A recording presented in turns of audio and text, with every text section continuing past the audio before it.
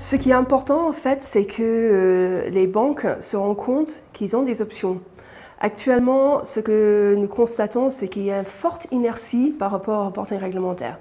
On considère que ça ne peut pas être changé. C'est complexe, c'est difficile, ça coûte cher.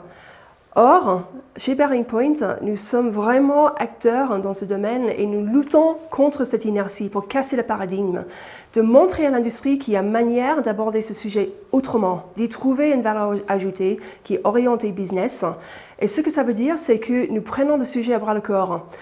Nous incitons les banques de regarder le sujet à partir de la donnée, de vraiment regarder comment est-ce qu'on peut réutiliser la donnée pour avoir de l'analyse, pour avoir une utilisation dans le cadre des activités opérationnelles. À partir du moment où on est armé avec une donnée qui est fiable, qui est disponible en temps utile, à partir de ce moment-là, en fait, la mise en œuvre de plateformes de reporting, ça devient relativement simple.